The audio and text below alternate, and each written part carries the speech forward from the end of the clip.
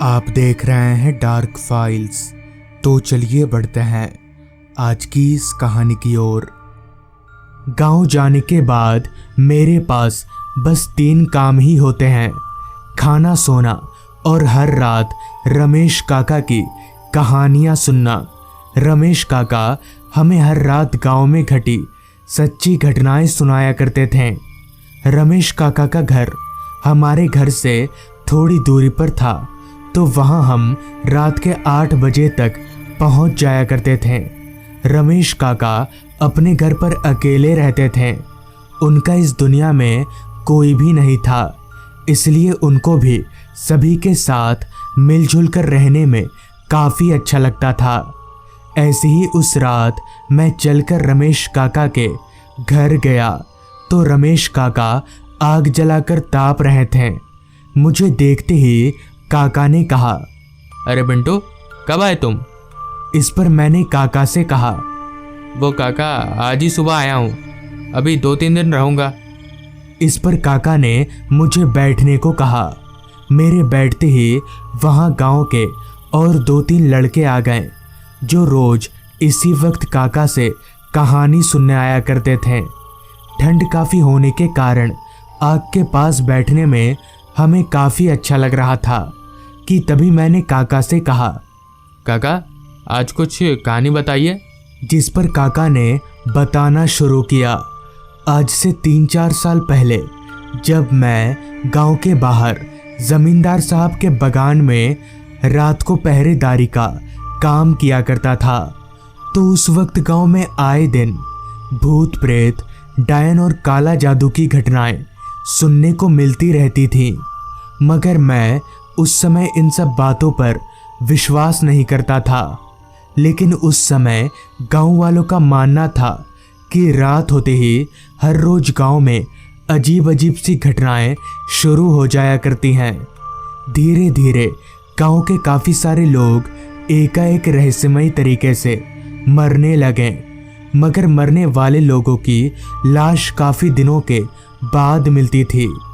खैर, मेरी ड्यूटी रोजाना रात के 9 बजे से सुबह के 7 बजे तक की थी, जिस कारण मुझे रात के 8 बजे ही घर से निकलना पड़ता था। ऐसे ही एक रात 8 बजे मैं बगान जाने के लिए अपने घर से निकला, तो बाहर निकलते ही ठंडी ठंडी हवाओं ने मुझे ऊपर से लेकर नीचे तक हिलाकर रख दिया। मैंने जब अपनी निगाहें इधर उधर घुमाई तो रोजाना की तरह सारा गांव मुझे वीरान सा लग रहा था, क्योंकि उस समय जब मैं रात के 8 बजे ड्यूटी जाया करता था तो गांव के सभी लोग डर के मारे अपने घरों में दुबक कर बैठे रहते थे। खैर, मैं और अपना समय जाया ना करके साइकिल को आगे बढ़ाने लगा और बगान जाने वाले रास्ते पर आगे बढ़ने लगा। उस समय हमारे गांव में बिजली तो थी, मगर रास्तों पर लाइट की कोई व्यवस्था नहीं थी, जिस कारण मैं हर रोज टॉर्च का ही सहारा लिया करता था। तो मेरे टॉर्च जलाते ही मेरे टॉर्च की रोशनी को रास्ते पर फैले कोहरे ने चारों तरफ से घेर लिया। कोहरा इतना छाया हुआ था कि मेरी टॉर्च की रोशनी मुझे जितना भी दिख रहा था, सब कुछ धुंधला धुंधला सा दिख रहा था। कुछ देर साइकिल चलाने के बाद मैं गांव के बाहर वाले रास्ते पर पहुंचा, जहां चारों तरफ बस अंधेरा ही अंधेरा फैला हुआ था, वो भी इतना घना अंधेरा कि मेरी टॉर्च की रोशनी भी कम पड़ रही थी। खैर, किसी तरह मैं साइकिल चलाकर बगान पहुंचा तो वहां सामू मेरा ही इंतज़ार कर रहा था।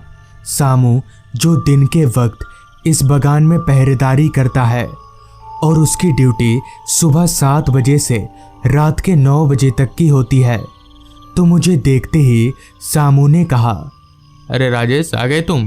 जिस पर मैंने अपना सिर हाँ में हिलाया, तो मेरे आते ही सामू अपना साइकिल उठाया और अपने घर की तरफ चलता बना। अब उस पूरे बगान में मैं अकेला ही था, तो मैं सामू के जलाए गए आग के पास बैठकर बगान में इधर उधर अपनी नज़रें दौड़ाने लगा। पूरा बगान अंधेरे और घने कोहरे में डूबा हुआ था। चारों तरफ बस सन्नाटा ही सन्नाटा था। बस बीच बीच में मुझे रात कीड़ों की आवाज़ें सुनाई पड़ रही थी।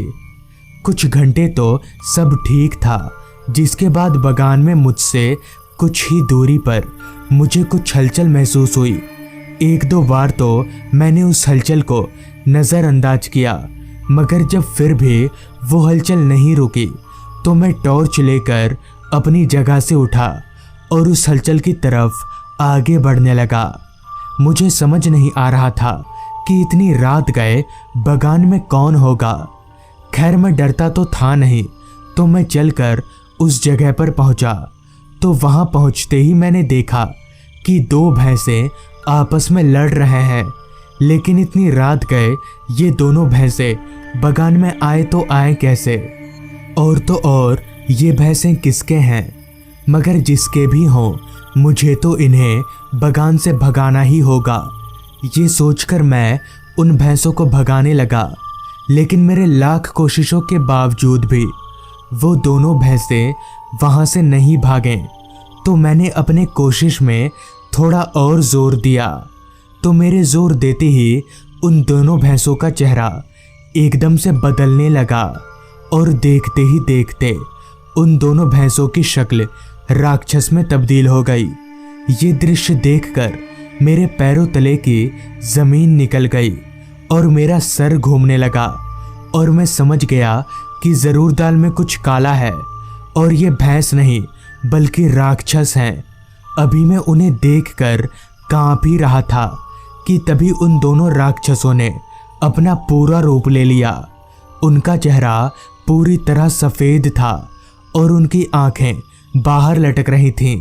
इतना सब देखने के बाद मेरी और हिम्मत नहीं हुई कि मैं वहां रुक सकूं, जिस वजह से मैं जैसे तैसे वहां से भागने की कोशिश करने लगा। मगर जैसे ही मैंने वहां से भागने की कोशिश की कि तभी एक राक्षस मेरे सामने आकर खड़ा हो गया और उसने एकदम से मेरा गला पकड़ लिया। मैं उसके हाथ से अपने गले को छुड़ाने की काफ़ी कोशिश कर रहा था, लेकिन उस राक्षस ने मेरा गला इतनी जोर से पकड़ा था कि मैं अपने सिर को हिला तक नहीं पा रहा था। देखते ही देखते मेरी आंखों के सामने सब कुछ काला पड़ने लगा। तो मैं समझ गया कि अब मैं नहीं बचूंगा और ये राक्षस मुझे मारकर खा जाएंगे कि तभी मैंने अपने हाथ में बंधी ताबीज को उस राक्षस पर सटाया। तो मेरे ताबीज सटाते ही उस राक्षस ने मेरा गला एकदम से छोड़ दिया और इसी का फ़ायदा उठाकर मैंने वहाँ से दौड़ लगा दी और अपने पैरों को ज़मींदार साहब के घर पर ही रोका। तो इस तरह से उस रात मेरी जान बच गई। रमेश काका की बात खत्म होते ही मैंने जब अपनी निगाहें घड़ी की तरफ घुमाई तो वक्त हो रहा था रात के 10 बजे का। काफ़ी रात हो जाने के कारण मैं रमेश काका को आता हूँ बोलकर घर की तरफ आगे बढ़ने लगा। तो पूरा रास्ता सुनसान और सन्नाटे में डूबा हुआ था। रास्ते पर चलते हुए मेरे दिमाग में बस बार बार रमेश काका के बताए गए बातें ही दौड़ रही थी कि तभी मुझे हल्का होने की ज़रूरत महसूस हुई। तो मैं रास्ते के किनारे झाड़ियों की तरफ हल्का होने चला गया। अभी मैं हल्का हो ही रहा था कि तभी अचानक मेरे बगल के पेड़ की डाली टूटने लगी। तो इस पर जब मैंने अपनी निगाहें उस पेड़ के ऊपर घुमाई तो इतने में ही मेरा पूरा शरीर पसीने से लथपथ हो गया और डर से मेरे दोनों पैर कंपकपाने लगे। दरअसल उस पेड़ पर एक भयानक सा दिखने वाला आदमी बैठा हुआ था, जिसके इतने लंबे पैर थे कि वो ज़मीन को स्पर्श कर रहे थे। ये देखकर मैं समझ गया कि ये कोई इंसान नहीं बल्कि भूत है, जिस कारण मैं वहाँ ना रुककर भागता हुआ घर चला आया। मगर घर आकर काफ़ी दिनों तक मेरी तबीयत खराब रही। बाद में काफ़ी झाड़ फूँक करवाने के बाद मैं ठीक हुआ। तो दोस्तों, ये थी आज की कहानी। अगर आपको ये कहानी अच्छी लगी हो तो चैनल को जरूर सब्सक्राइब कर लें। तो मैं आपका दोस्त आर्यन जल्द ही मिलूंगा आपसे ऐसी ही एक कहानी के साथ।